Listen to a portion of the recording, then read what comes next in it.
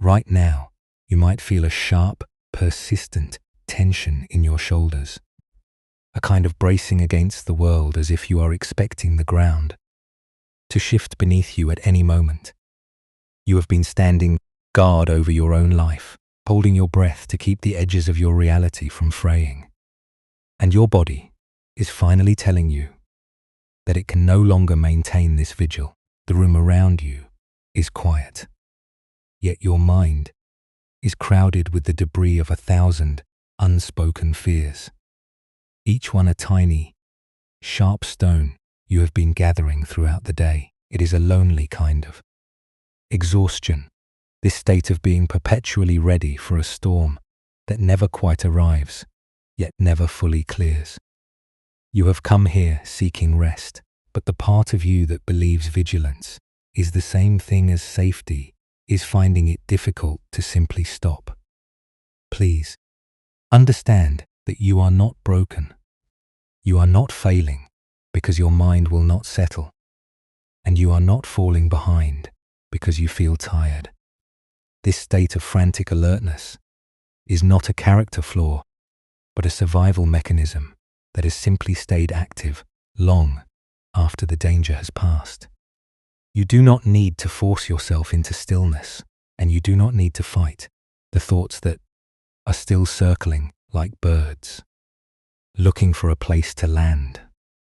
We are not going to banish these thoughts tonight. We are not going to demand that your heart stop beating so fast, or that your mind empty itself on command.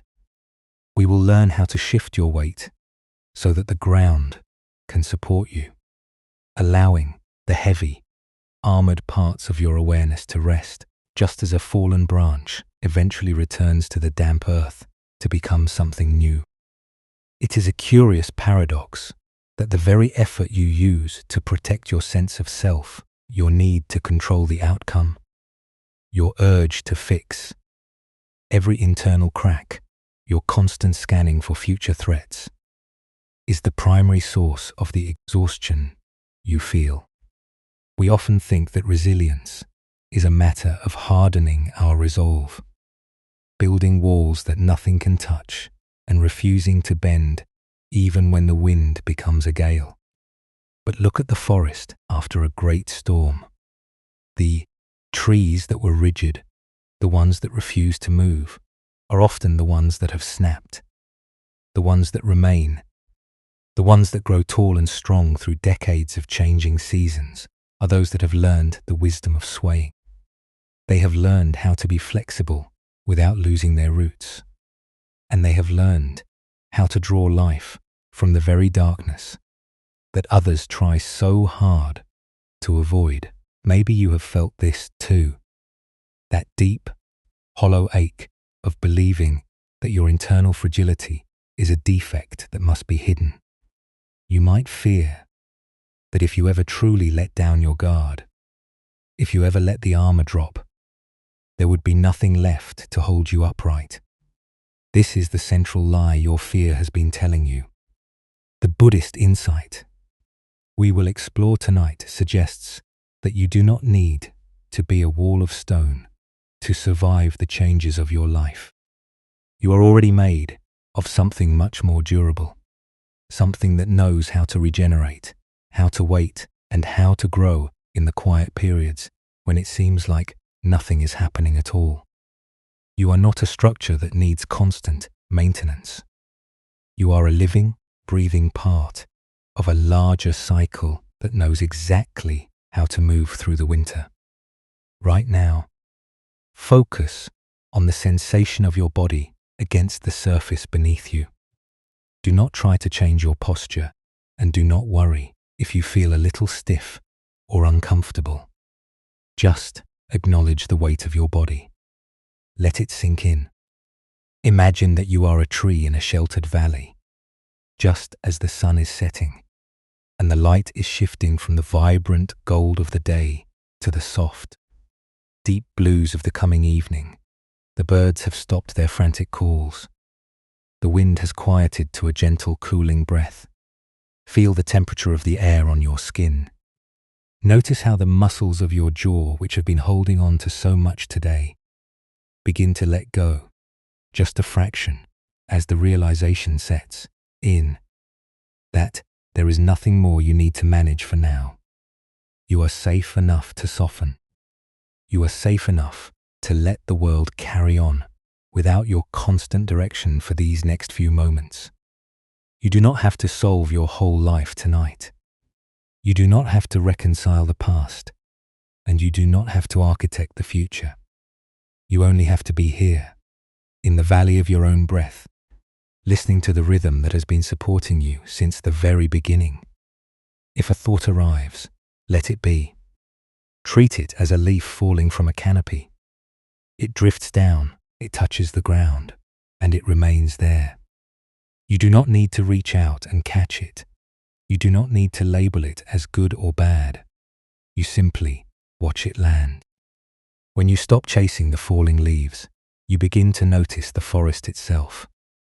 You begin to notice the space between the branches, the depth of the soil, and the immense, quiet strength of the roots that go deeper than any storm could ever reach.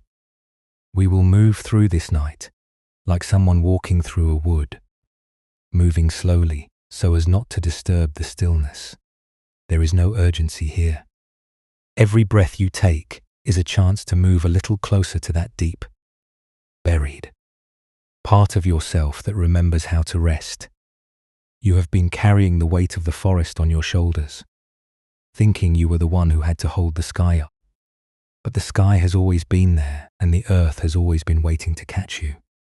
As you lie here, allow the rhythm of your breathing to sync with the slow, steady hum of the night.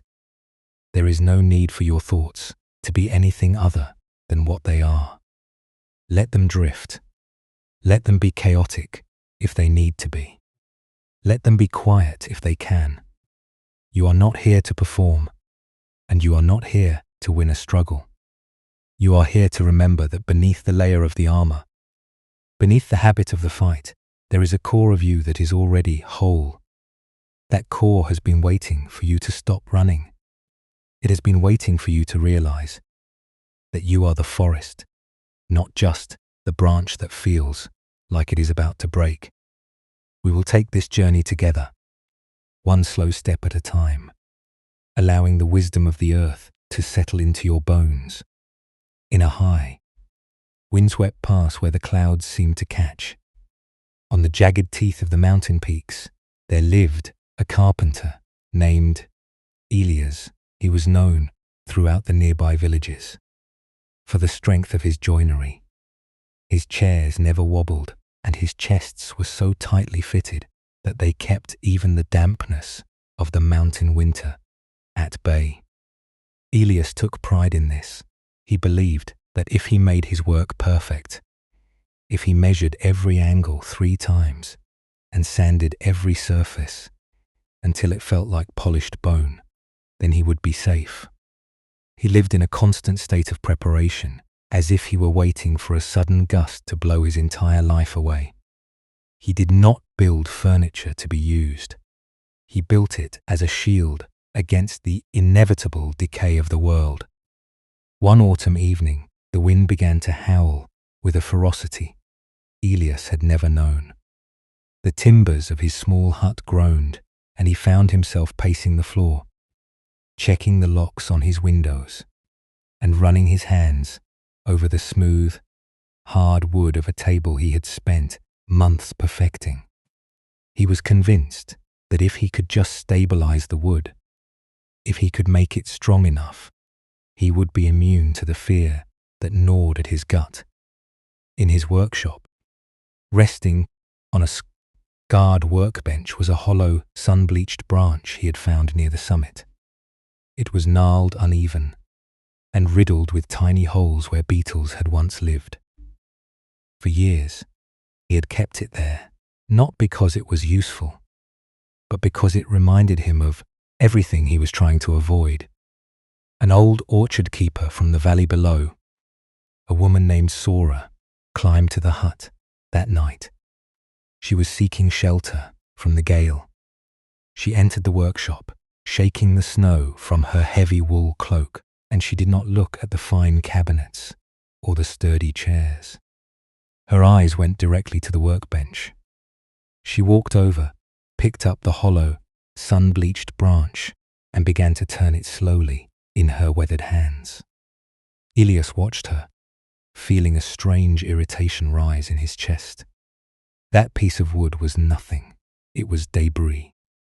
It was the antithesis of the craftsmanship he had dedicated his life to. Why was she holding it with such gentleness?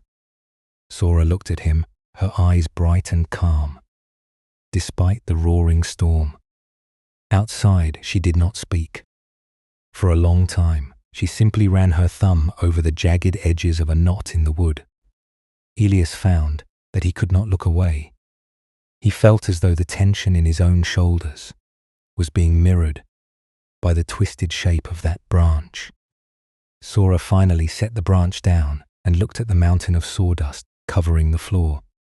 She pointed toward the heavy, locked door of his workshop, the door he had spent days reinforcing with thick iron bolts to keep the mountain air from creeping inside. She asked him what he thought would happen if he opened the door. Just a crack. Elias scoffed. He told her the cold would rush in, the heat would escape, and the wood he had been working so hard to protect would warp and crack in the sudden shift of humidity. He told her that his entire life was a defense against such things. Sora smiled, a slow, patient expression that seemed to belong to the seasons rather than to the frantic pace of a man. She reached out and touched the hollow branch again. She whispered that the wood he held in such high regard was already dead, trapped in a shape that could never change, while the branch she held had once been part of a tree that understood how to move with the sky. Elias did not understand. He felt a sudden, sharp tightness in his chest, as if a thread he had been pulling for years had finally snapped. He turned away from her, focusing on the rhythmic sound of the wind rattling the roof tiles. He was so terrified of the air coming in that he had forgotten he was starving for it. Sora did not offer to teach him how to build better. She did not tell him that his work was beautiful. She simply laid the hollow branch down on the workbench and suggested that he try to carve something out of the space inside the holes, rather than focusing on the surface. He spent the rest of the night in a state of confusion that bordered on panic. The storm continued to lash at the hut, but the anger he had felt toward the orchard keeper had dissolved into a cold, hollow realization. He looked at his own hands, calloused and mapped with small scars from his tools, and he wondered if he had spent his entire life trying to fix the outside of a vessel that was never meant to be sealed. He thought of the orchard, of the way trees had to shed their leaves to survive the winter, and of the way a hollow space in a branch was not a flaw, but a place for the wind to pass through. He walked over to the workbench. The branch lay there, looking fragile and insignificant under the dim light of his single lantern. He picked up his smallest carving knife. He hesitated, his heart hammering against his ribs. For years he had approached wood with the intent of control. He had forced it to be flat, to be square, to be uniform. He had never once asked the wood what it wanted to become. He took a slow breath, noticing the way his fingers trembled. He did not try to hide the tremor. This time, he let it be. He touched the edge of the blade to the inner edge of one of the beetle holes. He began to clear away the soft, decayed pith inside the branch. He was not making a joint. He was not measuring an angle. He was simply following the path that was already there. With every stroke of the knife, he felt a strange, quiet release. The room seemed to grow larger, and the oppressive weight of his own perfectionism began to lift. He was not creating something new. He was uncovering what had been hidden by the wood's own attempt to seal itself. The hollow space was not empty. It was a testament to the fact that the wood had once been alive and that it had survived a process that had left its mark. Outside, the wind began to shift. The frantic intensity of the storm lessened, settling into a low, steady hum that vibrated through the floorboards of the workshop. Elias did not notice the change immediately. He was too focused on the tactile sensation of the wood giving way under his blade. The smell of cedar and damp earth rose up to meet him, a scent that felt more real than the polished surfaces of the furniture he had been guarding. He realized that the protection he had sought was not in the thickness of the walls, but in the ability to withstand the change. He was not a stone pillar. He was a branch, and a branch that is too rigid will always eventually break. Sora stood by the door, watching him. She did not say anything, but her presence felt like a grounding force, a stillness that anchored the room. Elias finally set the knife down. He looked at the branch. It was still gnarled, still uneven, but now it possessed a clarity it had lacked before. It was no longer a piece of debris. It was a witness to his own quiet, desperate need to be impenetrable. He felt the armor of his own years of effort start to thin. He did not have the words for it, and he did not feel he needed them. He simply felt the space in his own chest expand. He realized then that he had spent his life treating his heart like a finished cabinet, something that had to be locked and kept away from the light. He had been so afraid of cracking that he had stopped growing. The fear that he would fall apart if he were not perfect was the very thing that was keeping him from feeling his own life. As he stood there, watching the dust motes dance in the lantern light, he felt the first true deep breath he had taken in seasons. He was still the same man, and he was still in the same mountain pass. But the mountain no longer felt like an adversary. It felt like a companion. He turned toward the door. For the first time in his life, he did not reach for the iron bolts. He did not move to reinforce the frame. He walked toward it with a slow, deliberate pace, his hands hanging loose at his sides. He placed his palm against the rough, cold timber of the door. He felt the cold air pressing against the other side, a thin, persistent force that was patient and inevitable. He simply stood there, listening to the world outside, and for the first time, he did not feel the need to close it out. He felt the fragility of his own existence, and instead of fearing it, he began to understand that it was the very thing that connected him to everything else in the valley below. He did not open the door yet. He was not ready for the full weight of the storm, and he knew he did not have to be. He returned to his workbench and sat on a small stool, closing his eyes. He felt the ache in his muscles, the weariness of his bones, and the raw, tender space in his heart where the need to be perfect had once sat. He let it be. He did not try to fix it, and he did not try to push it away. He sat in the silence of his own workshop, surrounded by the smell of wood shavings and the low, distant rumble of the mountain night, finally beginning to understand that he did not have to be unbreakable to be whole. The hollow branch remained on the table, a simple, discarded thing that had become the most important tool he had ever held. He kept his hands resting on his knees, palms open as if he were holding the space inside the branch itself. He felt the slow, steady rhythm of his own pulse, a heartbeat that knew how to survive the cold, the heat, and the long, silent winter. He was not yet at peace, but he was no longer at war. He had taken the first step toward the realization that the strength he had been looking for was not in the hardness of his armor, but in the vulnerability of his own open, living roots. This story is not asking you to become a hollow branch.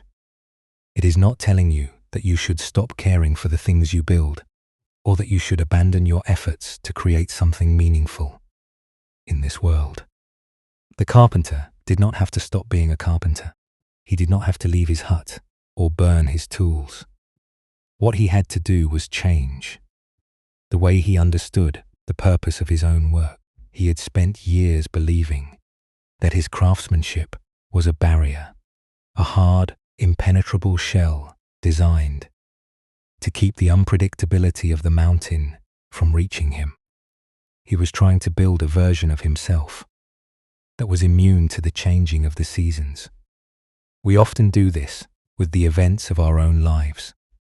When we experience something painful, our minds quickly begin to construct a defense. We build these internal structures, these elaborate cabinets and tightly fitted doors, hoping that if we make the frame strong enough, we will never have to feel that particular ache again.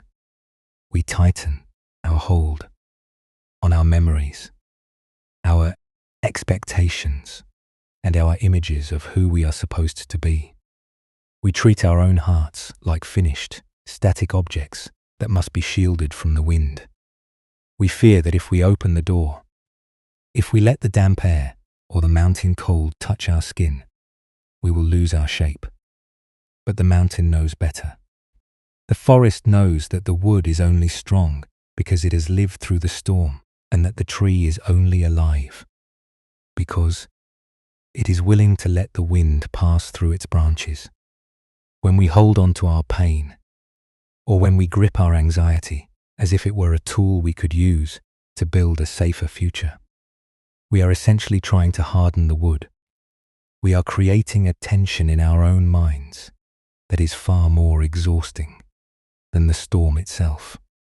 The Buddhist insight here is not that we should become passive or indifferent. It is that we are already a part of the storm, and we are already a part of the forest. The resistance you feel, that tight, bracing sensation you have carried for so long, is not the thing protecting you. It is the thing that is preventing you from growing. Think of how the mind adds a second layer of struggle to every experience. The first layer is the difficulty of life itself, the reality that things change, that plans fail, that people leave, and that we all encounter moments of sorrow and loss. This is simply the weather of existence. But then, the mind adds the second layer. It adds the judgment. It adds the narrative that says this should not have happened, or that you are somehow lesser for having felt the cold, or that you must find a way to never let this happen again. That second layer is where the exhaustion lives. It is the effort of trying to seal a chamber that was always meant to be open. When you notice that you are bracing against a memory, or that you are trying to force your thoughts into a specific, rigid shape, try to recognize that this is just the carpenter reaching for his iron bolts. You are trying to secure the door because you are afraid of the air, but you can practice being the hollow branch instead. You can practice recognizing the tension in your hands, the way you grip your own history, and you can simply acknowledge it without needing to solve it. You do not have to dismantle your entire life tonight. You do not have to throw away all your tools. You only have to notice the moments when you are trying to be harder than you actually are. The orchard keeper knew that the branch did not need to be filled with pith to be beautiful. It was beautiful precisely because it was open.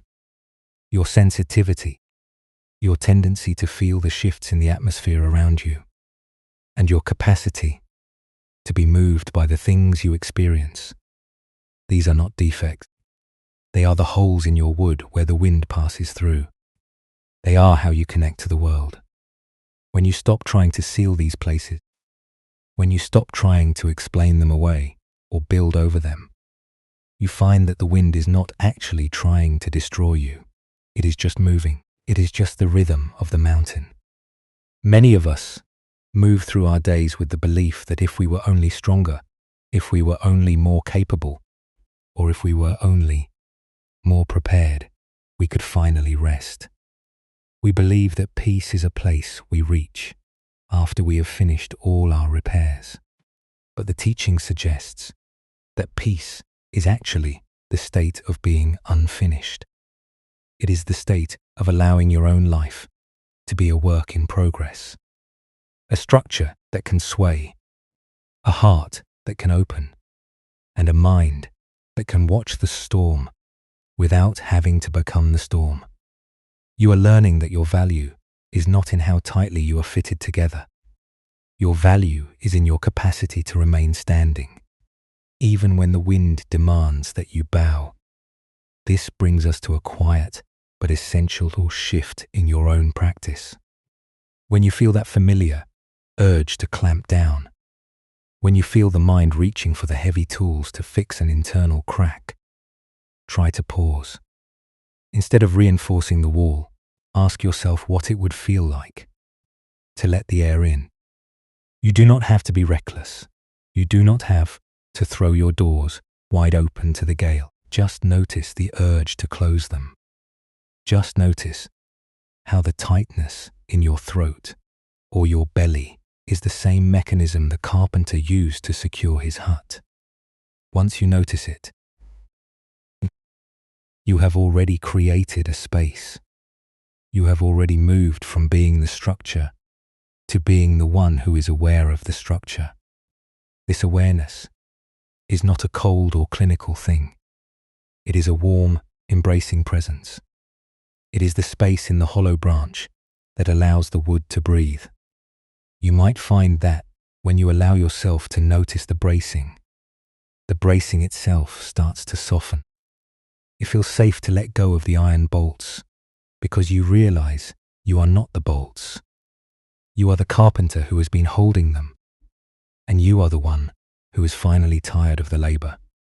You are discovering that you can set the tools down. You can leave the workbench for a while. You can step outside and feel the mountain air on your face, and you will not break. You will simply be a part of the evening, just as you are. It is a profound relief to realize that you do not have to be unbreakable. Being unbreakable means you are brittle.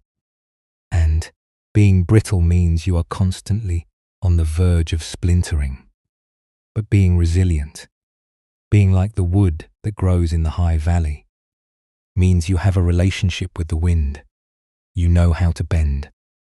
You know how to return to center after the gust has passed. You know how to draw strength from the deep, dark soil beneath the snow. This is the wisdom of the living world, and it is the wisdom that is already encoded in your own heart. You have been searching for this strength in the wrong places, looking for it in your capacity to defend, when it has always been in your capacity to be. As we continue through the night, let this thought settle into the quiet parts of your awareness. You are not a cabinet that must be kept in perfect condition for the sake of the room. You are a living, evolving landscape, and everything you have experienced, every sorrow and every joy, is just a part of the terrain. The cracks you have been trying to hide are the very places where you have grown the most. They are the scars that have marked your journey, and they are the passages through which your own wisdom flows. When you stop fighting these passages, you stop the war against your own life. There is a strange, quiet sweetness in this realization. It is the sweetness of returning to yourself after a long time spent trying to be someone else. You do not need to perform your strength anymore. You do not need to convince the world that you are impenetrable. You can simply be who you are. with all your twists and all your hollow spaces, and you will find that the world does not demand that you be anything more. The mountain does not ask the tree to be made of iron. It only asks that it continue to reach toward the light. You have been doing that all along, even when you thought you were failing. You have been reaching. You have been growing, and you have been surviving. Everything you are feeling tonight, every ripple of anxiety or wave of exhaustion, is just the movement of the forest. It is not a sign that you are doing something wrong. It is a sign that you are moving through the seasons. If you feel tired, let yourself be tired. If you feel hollow, let yourself be hollow. There is no shame in the winter. There is no failure in the shedding of leaves. There is only the long, slow, necessary process of moving toward the time when you will be ready to grow again. For now, there is only the space in the room, the sound of your own quiet breathing, and the deep, abiding knowledge that you are already safe enough to let go. The carpenter did not need to become someone else to find his peace. He only needed to see the wood differently. You do not need to become a new person to find your peace. You only need to see your own life through the eyes of the orchard keeper, with the same gentle, patient, and unwavering attention. You are a part of a cycle that is ancient, and you are a part of a strength that does not rely on your own frantic efforts to hold everything together. The more you lean into this truth, the more you will find that the ground beneath you is solid, even when the wind is high. You have carried enough for today. You have built enough, and you have reinforced enough. You are allowed to be still. You are allowed to be open. You are allowed to be exactly as you are. For this night, in the valley of your own breath, held by the stillness of the mountain night.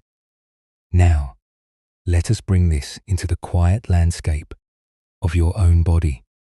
You have been carrying that invisible weight for so long that you might not even remember what it feels like to set it down. You do not need to do anything complex, and you do not need to reach a specific state of mind. Just find a position that feels gentle. Let your hands rest wherever they feel natural. And, if it feels right, slowly allow your eyes to close. Take a deep, slow breath, not because you are trying to change anything, but simply to acknowledge that you are here, in this room, in this night. Imagine that you are sitting at that same workbench in the mountain hut. The room is quiet, the air is cool, and you have in front of you the hollow branch we spoke of earlier. This branch is your own awareness. It is the space you inhabit, the vessel through which your life experiences pass. You might notice that your mind is currently busy, swirling with the same old thoughts that have been demanding your attention all day. Perhaps there is a specific worry, a recurring concern about the future, or a memory that keeps knocking at the door. Do not try to stop these thoughts. Do not try to sweep them away as if they were unwanted dust. Instead, take one of these thoughts, just one, and imagine picking it up with the same steady hands the carpenter used. Look at it, not as a command you must follow, or a fire you must extinguish, but as a simple physical shape. Give it a texture. Is it sharp like a jagged stone, or does it feel like a tangle of dry, brittle vine? Whatever shape it takes, hold it gently in your awareness. You are not holding it to defend yourself, and you are not holding it because it belongs to you. You are simply observing it. As you breathe, notice if your grip on this thought is tight. Notice if you are clenching your jaw or tightening your shoulders as you focus on it. If you feel that tightening, let it be your signal to soften. You are the carpenter, and you are also the wood. You have the power to loosen the grain. Imagine that you are carving out the space around this thought, just as Elias began to carve away the decayed pith from the branch. You are not trying to destroy the wood, and you are not trying to destroy the thought. You are simply creating a little more room. You are carving out a space for the air to move through. Take another breath, and as you exhale, imagine the tension around that thought simply dissolving, returning to the earth like small curls of wood falling from a blade. It is okay if the thought remains. It does not have to vanish for you to find relief. The relief comes from the space you create around it, not from the thought's absence. If another worry enters your mind, or if the same thought returns, do not judge yourself. That is just the way the mind works. It wants to fill the space, it wants to keep building, and it wants to keep protecting. But you are learning to step back. You are learning that you can watch the thought arise. You can witness it in its jagged or tangled shape, and you can simply let it sit there on the workbench of your mind without having to pick it up or carry it into tomorrow. If you feel your attention drifting, if you feel the urge to start planning or fixing again, simply return to the sensation of the branch. Return to the feeling of your own breath moving through the hollow spaces of your body. Your body knows how to do this. It knows how to take in what it needs and let go of what it cannot use. You are like a tree that has stood through many seasons, carrying the marks of the past, yes, but also possessing the ability to draw new life from the very same soil that witnessed your trials. You are not the storm, and you are not the cabinet. You are the space where it all happens. There is a profound quiet strength in this kind of observation. It is not passive. It is an act of deep courage to stop trying to force the world to be different than it is. When you hold your worries in this way, you are not surrendering to defeat. You are practicing a higher form of resilience. You are showing yourself that you can face the jagged edges of your own mind without needing to seal yourself off. You can see the patterns. You can feel the tightness, and you can stay present with it, knowing that you are larger than any single thought. Notice how your body feels when you stop trying to control the outcome of your own mind. Perhaps there is a subtle softening in your chest. Maybe your legs feel a little heavier, more grounded, as if you are finally trusting the floor to hold you. This is the beginning of the transformation. It is not a sudden explosion of light, but a slow, gradual opening. It is the feeling of the bark loosening, of the sap beginning to flow, of the winter branches, finally letting go of the dead leaves that no longer serve their purpose. You are moving into a deeper state of rest, and you are doing it by simply allowing your own nature to breathe. If you find that the mind is still restless, if it insists on returning to the things you feel you must solve, be kind to it. It is trying to keep you safe.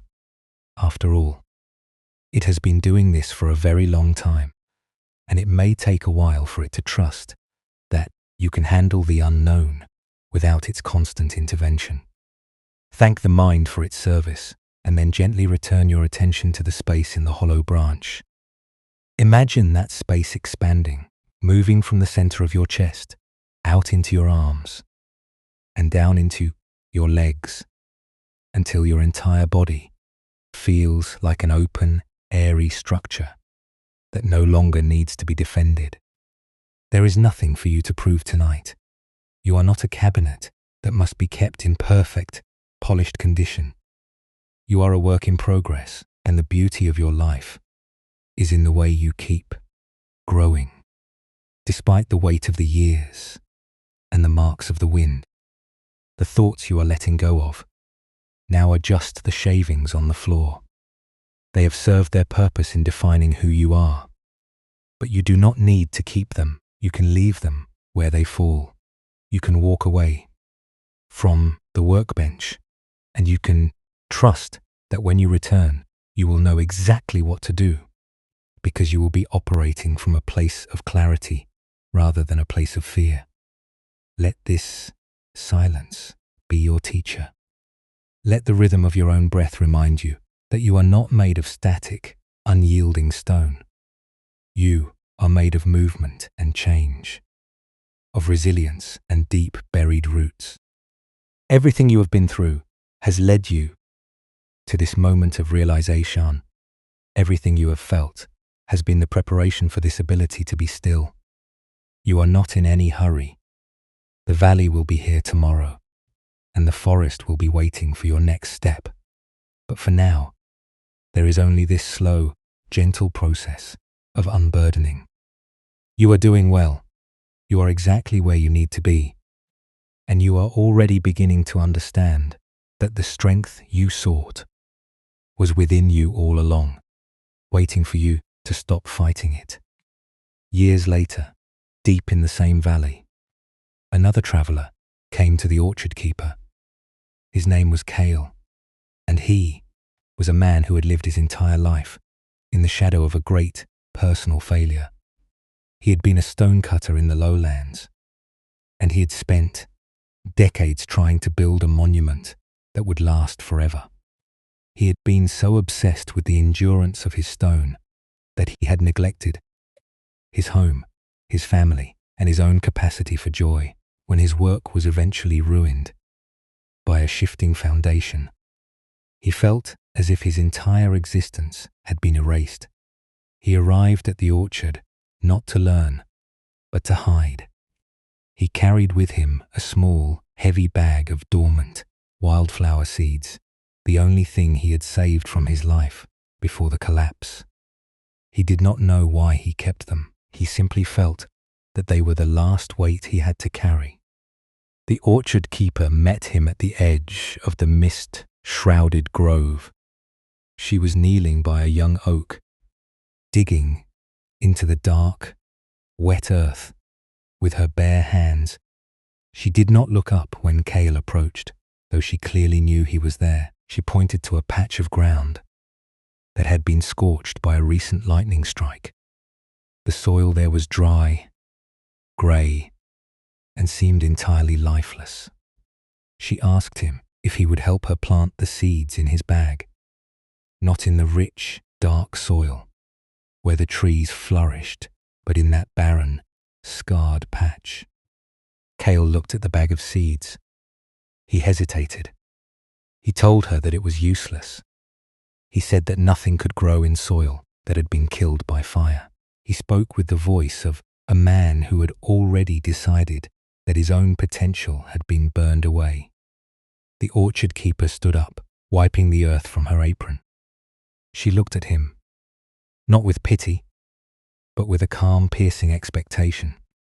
She said that the earth did not worry about whether it was dead or alive. It only waited for the seed.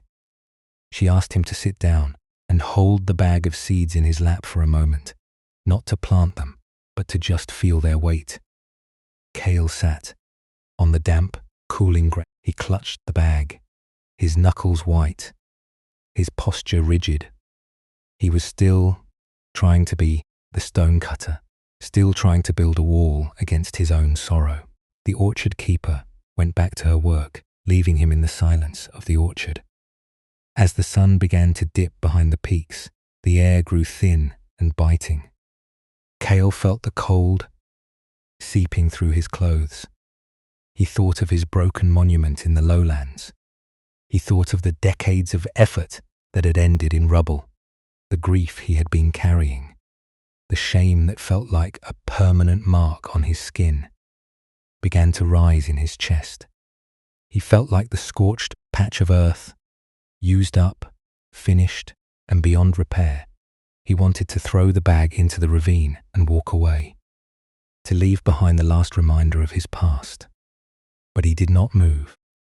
He was too tired to even be angry anymore. The orchard keeper returned as the first stars appeared above the canopy. She sat beside him, the scent of damp pine and wood smoke clinging to her clothes. She watched him hold the bag. She asked him what he thought would happen if he just opened his hand. Kale looked at her. He whispered that the wind would take them and they would be scattered, lost forever in the dark. The orchard keeper nodded. She said that even if they were lost, they would still be part of the mountain. She said that the mistake was not in losing the seeds, but in believing that they had to be held in a closed fist to be saved. Kale looked at his hands. He realized he had been squeezing the bag so hard that his palms were sweating and aching. He was terrified that if he loosened his grip, he would finally have to admit that he had failed. He was holding on to his regret as if it were a shield, believing that as long as he felt the pain of his failure, he was still somehow working, still somehow guarding what was left. He was treating his grief like the foundation of a building that had already collapsed. The orchard keeper gently reached out and touched his wrist. She did not force his hand to open. She simply left her fingers there, a warm, grounding presence. In the freezing dark, a subtle shift occurred in Kale then. It was not a grand moment of enlightenment. It was just a small, quiet decision. He realized that the bag of seeds was not a legacy. It was a burden. He had been carrying the memory of his failure as if it were a stone he had to polish every single day.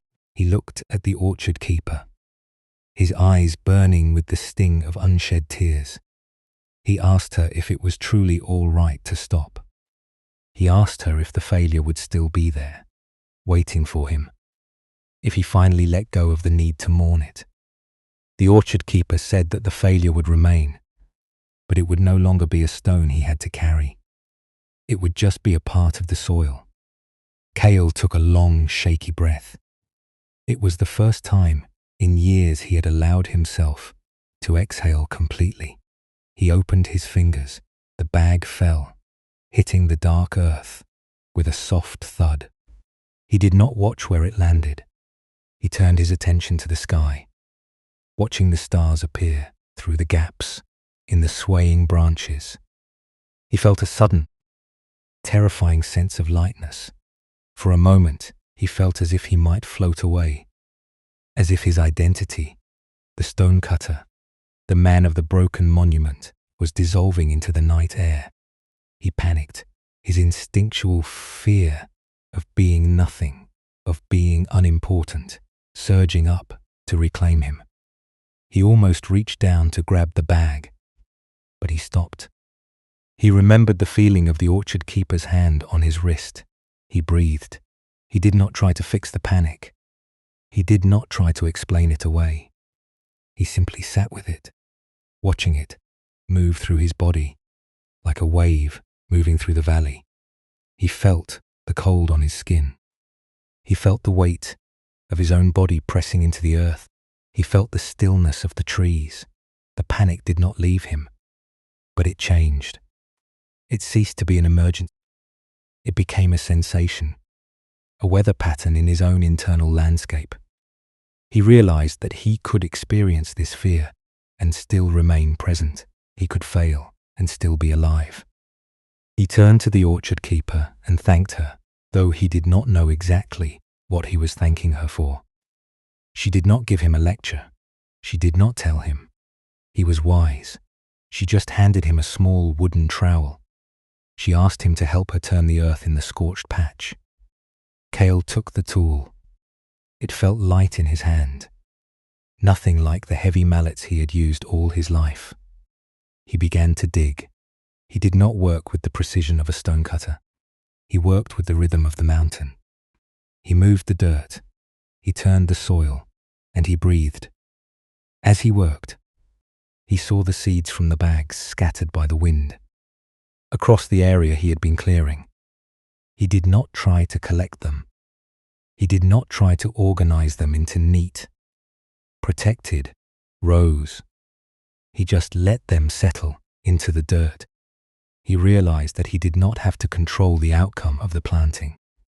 He did not have to guarantee that they would grow, or that they would bloom, or that they would produce anything at all.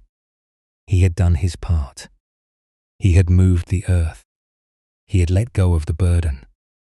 The rest belonged to the mountain, to the rain, to the sun, and to the time. He felt a deep, quiet relief settle into his bones. It was the feeling of a roof finally being removed from a house that had been too small for him. The sky above was vast, dark, and indifferent, but it was also beautiful. He was not a stonecutter anymore. He was not a failure. He was just a man, sitting in an orchard in the middle of a mountain night, doing the simple work of turning the earth. The ache of his past remained, but it was no longer the focus of his life. It was just the history that had brought him to this patch of ground. The orchard keeper did not stay. She left him there to finish the work in his own time. Kale kept working until the moon was high and the shadows of the trees stretched long across the valley. He was physically exhausted, his muscles aching with a fatigue he had never known as a stonecutter. It was a good, honest exhaustion, the kind that promised a night of dreamless sleep. He set the trowel down and walked to the stream that cut through the edge of the grove. He washed his hands, feeling the icy water scrub away the grit and the dust. He looked at his reflection in the water, but the light was too dim to see clearly. He realized it did not matter. He did not need to see himself to know who he was. He was the man who had let go of the seeds. That was enough. He walked back to the hut where he had been staying, and for the first time in his life, he did not worry about tomorrow. He did not think about his monument. He did not rehearse the story of his ruin. He walked in the dark, guided by the familiar sound of the wind in the branches, feeling the ground beneath his feet with every step. When he reached the hut, he did not lock the door. He did not check the window frames for gaps. He laid down on his cot, listening to the night. He felt the fragility of his own life, the way his breath entered his chest and left again, the way his heartbeat pulsed in the quiet room. And he felt a profound, unexpected gratitude for it. He was not a wall, he was a flow. He was not a monument, he was a witness to the changing seasons. He closed his eyes, and as his mind began to drift, he did not fight the thoughts that came. He saw them as seeds, drifting on the wind, landing where they would. He did not need to chase them. He did not need to plant them. He only needed to rest. The transformation was small. It was invisible to anyone else. Kale was still the same man, and the failure of his life had not been undone. But the way he carried that history had changed. He was no longer trying to build a fortress out of his suffering. He was using the soil of his experience to make a place where something new could grow. He was not finished, and he was not perfect, but he was finally here, in the present moment, willing to be whatever the morning might bring. He took one last, slow breath, listening to the silence of the valley, and felt the weight of the world drop away, replaced by the deep, steady peace of someone who has finally found the strength to set their burden down. When we speak of the mind creating its own internal weather, we are looking at the way you process the inevitable frictions of being alive. Imagine a glass carafe filled with clear spring water. If you drop a stone into it, the water ripples. The ripple is the reality of the event. It is the direct contact between the stone and the surface. That initial movement is life itself. It happens to everyone, and it is entirely beyond our command. But then, consider what the mind does. The mind does not simply watch the ripple and let it settle back into stillness. The mind tries to catch the ripple. It tries to force the water to be flat again. And in that frantic reaching, it stirs up the silt from the bottom. Soon, the water that was once clear is cloudy, turbulent, and thick. You have added a second, unnecessary disturbance to the first. This is the mechanism of resistance. You feel a pang of loneliness, perhaps, or a flash of anxiety about a decision you made. That is, the stone hitting the water. It is a natural part of being human, but the mind immediately overlays that feeling with a narrative. It says that you are failing, or that you are fundamentally unlovable, or that you have to fix this feeling before you can be happy. That secondary layer is not the event itself. It is the story you tell about the event, and it is where the majority of your exhaustion resides. When you judge yourself for having an emotion, you are not responding to reality. You are fighting a war against your own human nature. Think of how often you rehearse the future. You are sitting in the quiet of your room, but your mind is miles away, building a scaffold of defenses against a problem that does not yet exist. You are terrified of the unknown, so you try to predict every possible outcome, trying to control the uncontrollable. You believe that if you worry enough, if you fret long enough, you will somehow guarantee a safe landing. But you are not creating safety. You are only creating a state of perpetual emergency.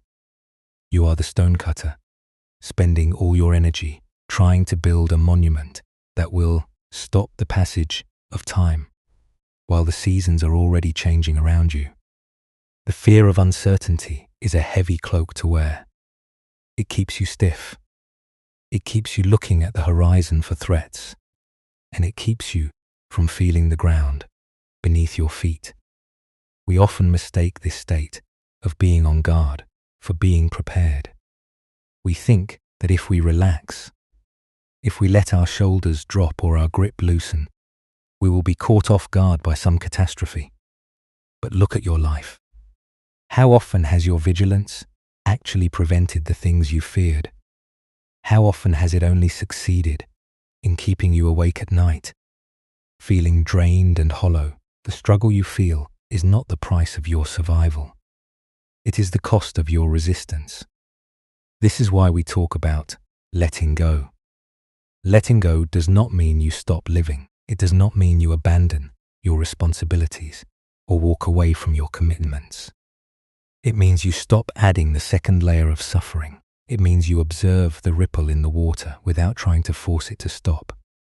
When the feeling of inadequacy comes, you simply name it. You say, there is that feeling of not being enough. And then you watch it, like a cloud passing over a mountain. You do not argue with it. You do not try to build a wall against it.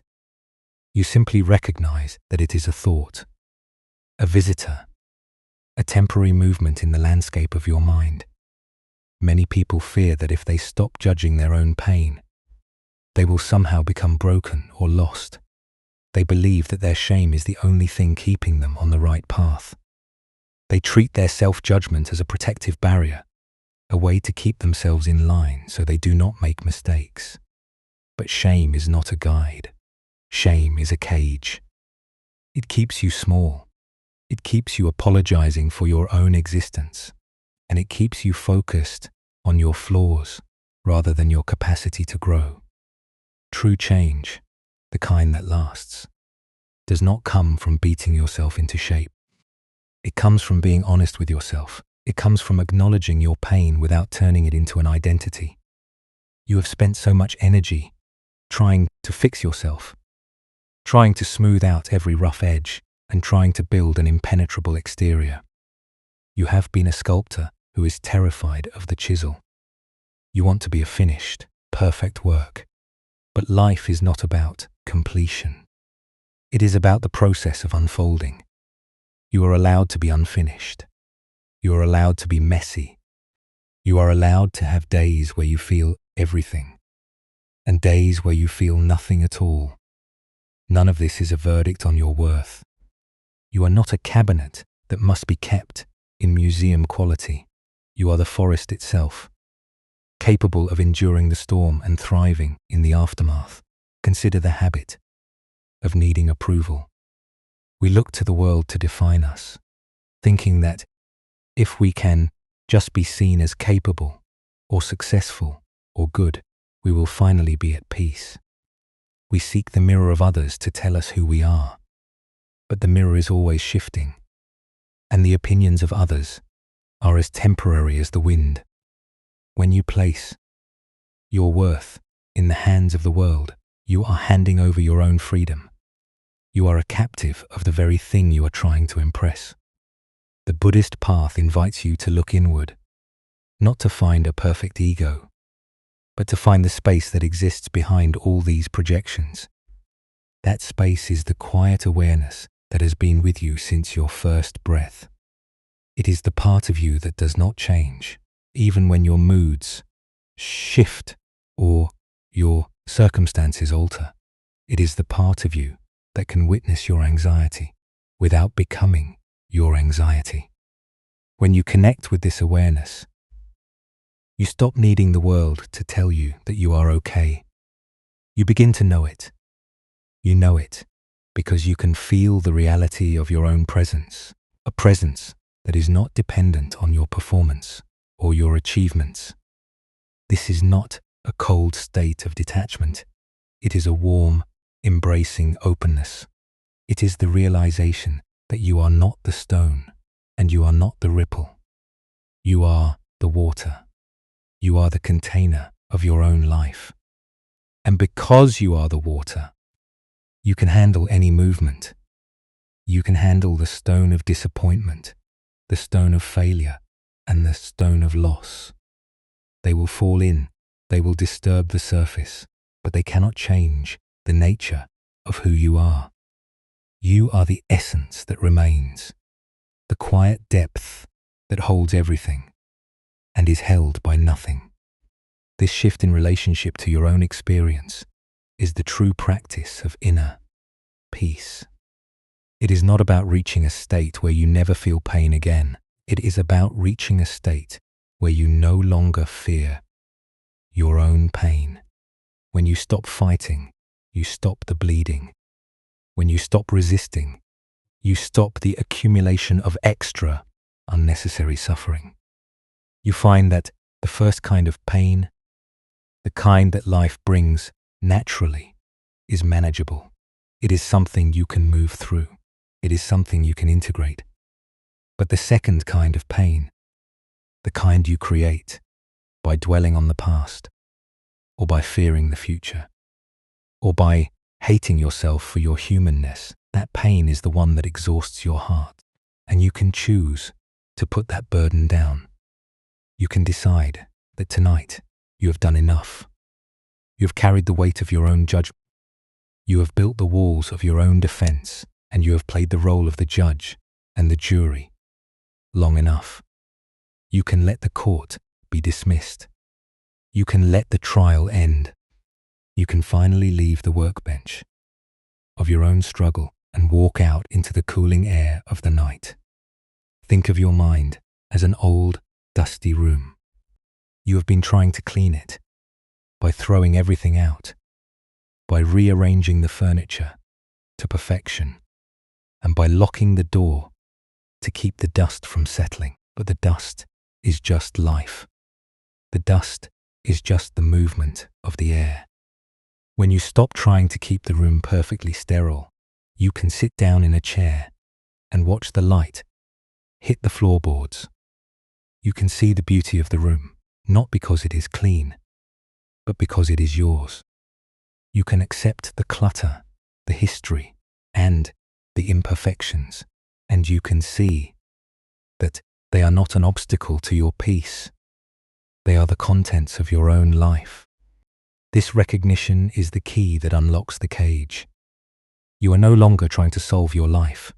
You are beginning to live it. You are realizing that you are not a project that requires constant supervision. You are a natural being, a part of the cycle that the trees and the stars and the seasons are all following. You do not need to command the seasons to change, and you do not need to command your mind to be silent. You only need to notice the rhythm, to feel the breath, and to allow yourself to exist. As you lie here, let this truth sink into the space around your thoughts. You are not failing because you are tired. You are not broken because you have struggled. You are just a human being, learning how to walk through the world with a little more grace, a little more patience, and a lot less resistance. You are doing the work of a lifetime, and it is happening in the quietest, most subtle ways. It is happening in the way you are choosing to listen to this voice, and in the way you are choosing to let your body settle into the earth.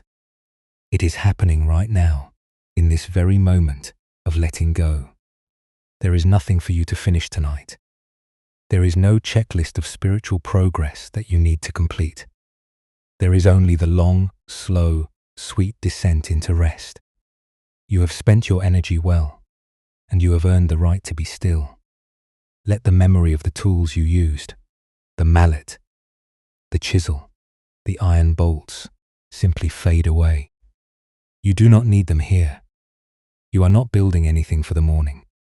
You are only arriving, slowly and gently, at the threshold of your own true, quiet, and beautiful nature. You might wonder how this shift in the heart survives the morning light. When the quiet of the night recedes, the world arrives again with its demands, its flashes of color, and its restless hum. This is where the practice truly begins, not in the mountain hut, but in the small frantic moments of your day.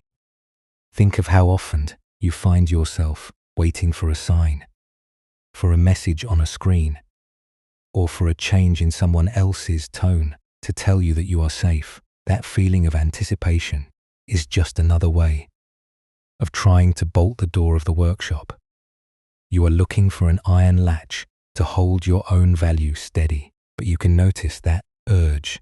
You can feel the tightness it creates in your throat, and you can simply acknowledge it.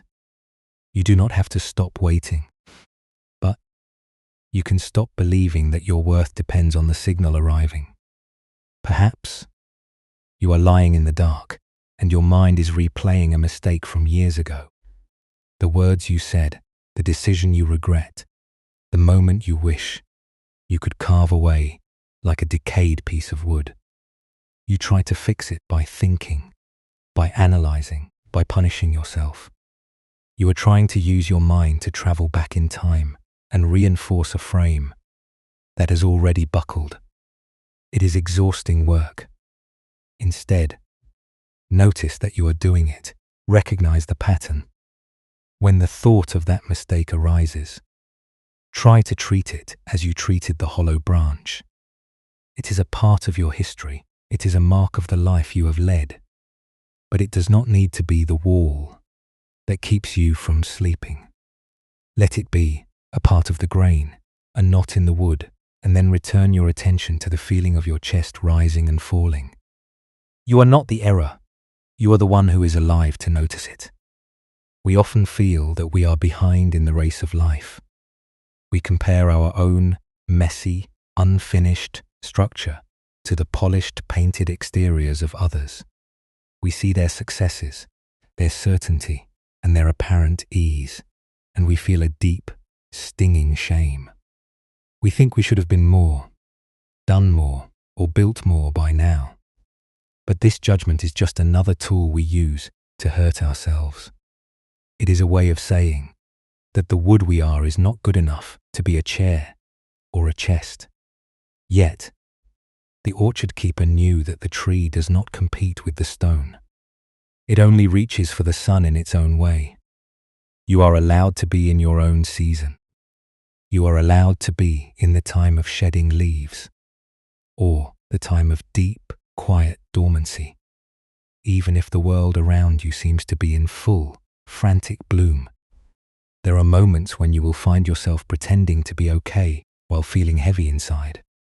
You might smile at a friend, agree to a task you do not have the energy for, or hold your tongue when you want to speak your truth. This is not a failure of character. It is a protective instinct.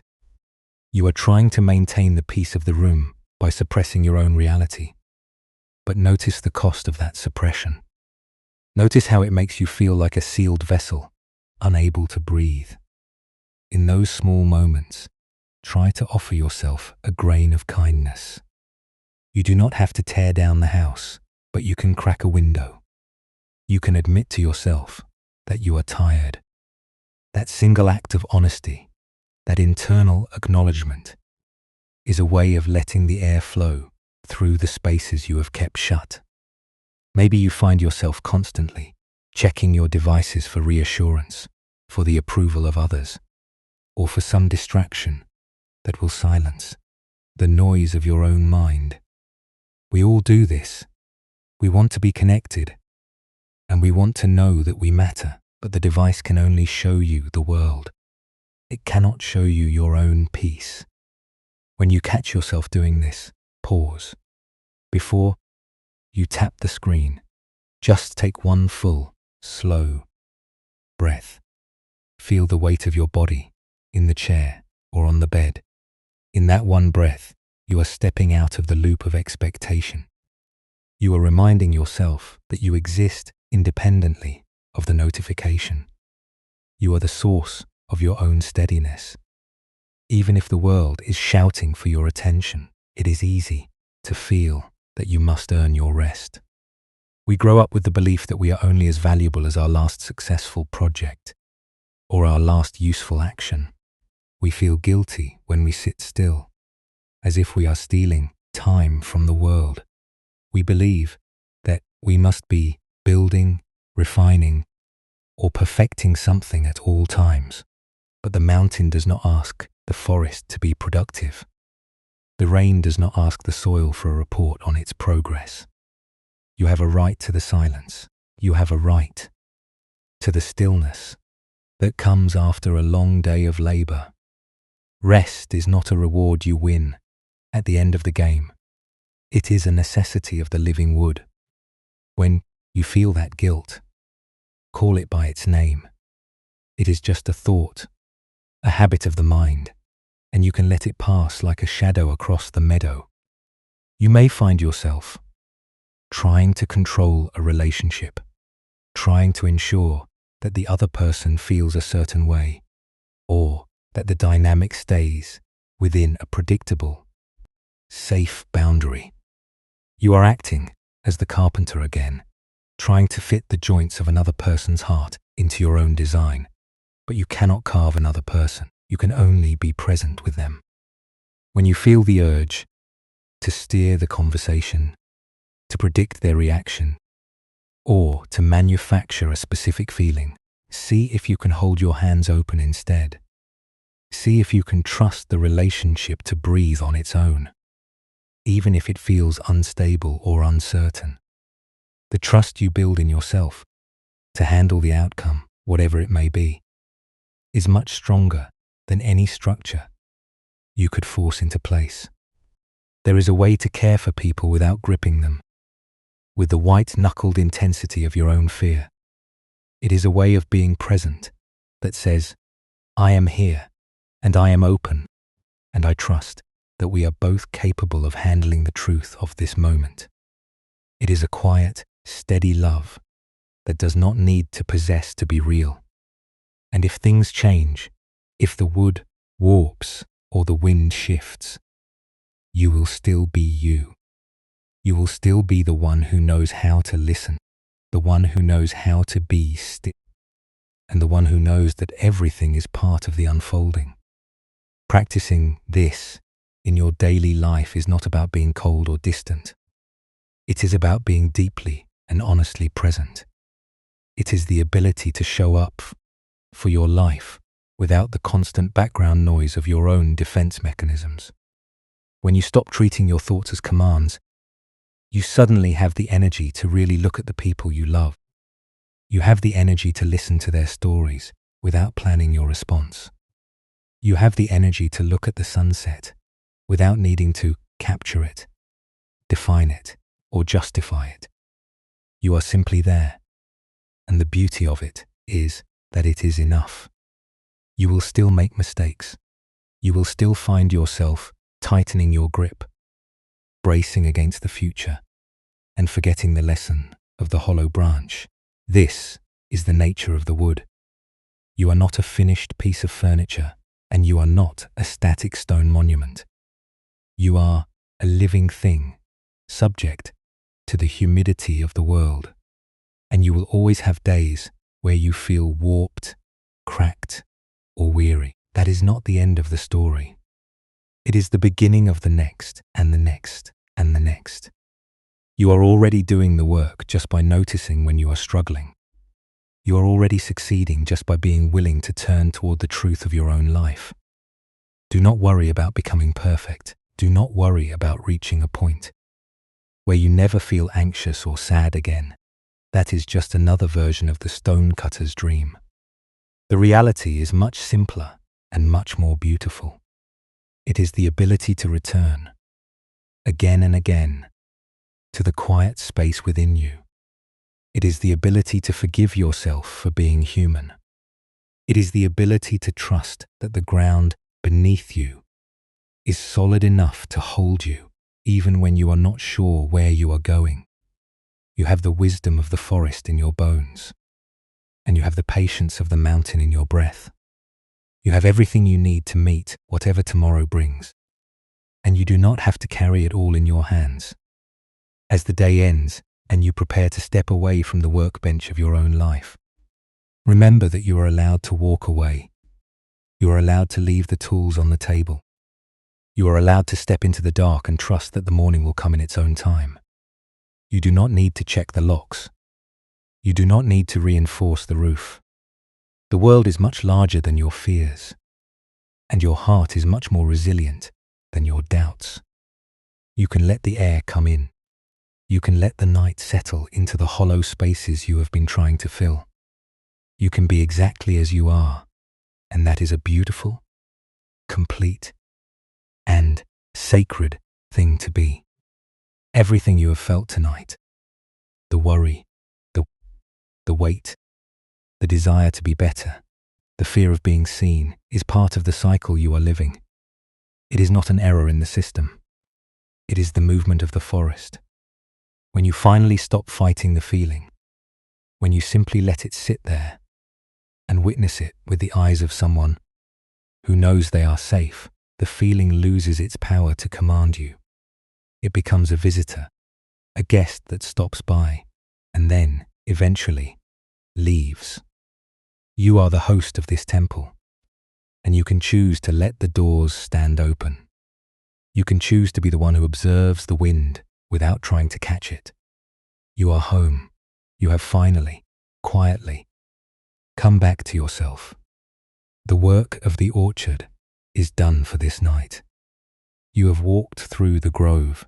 You have felt the weight of the old tools in your hands, and you have finally sat down beside the earth. There is nothing more for you to carve, nothing more for you to polish, and nothing more for you to defend.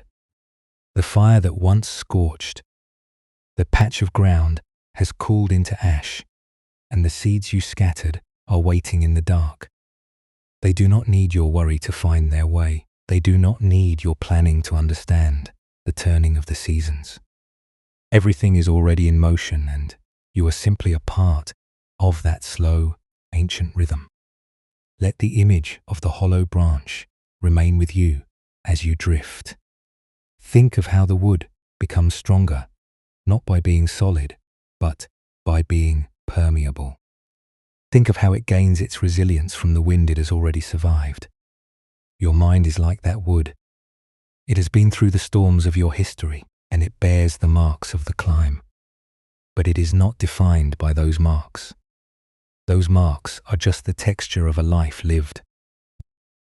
You are the space where the wind moves, and you are the quiet center that stays still while the air flows through. You do not have to hold on to your thoughts, because you are not the thoughts. You are the awareness that allows them to be and to leave and to fade into the quiet.